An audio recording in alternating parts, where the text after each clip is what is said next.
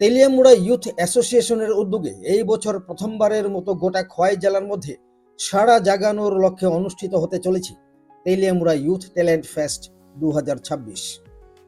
তেলিয়ামুড়ার যুবক যুবতীদের বিভিন্ন প্রতিভা ও সৃজনশীলতাকে সকলের সামনে তুলে ধরার উদ্দেশ্যে এই উদ্যোগ গ্রহণ করা হয়েছে। আগামী 28 জুন রবিবার তেলিয়ামুড়ার চিত্রাঙ্গদা কলাকেন্দ্রে অনুষ্ঠিত হবে ওই বিশেষ অনুষ্ঠান।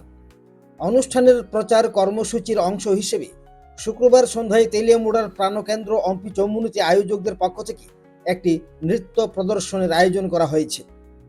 ওই নৃত্য প্রদর্শনী উপভোগ করতে রাস্তার দুপাশে সাধারণ মানুষের ভিড় ছিল চোখে পড়ার মতো। উপস্থিত দর্শকদের মধ্যে ব্যাপক উৎসাহ লক্ষ্য করা গেছে।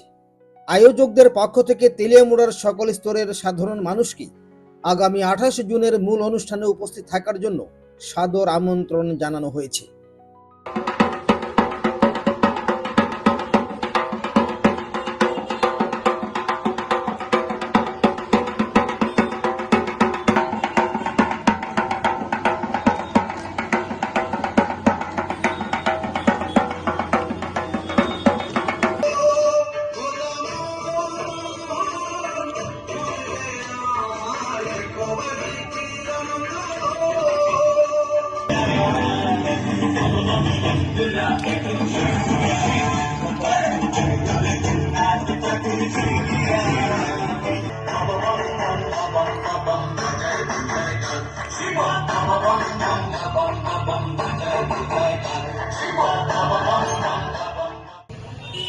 নমস্কার সবাইকে।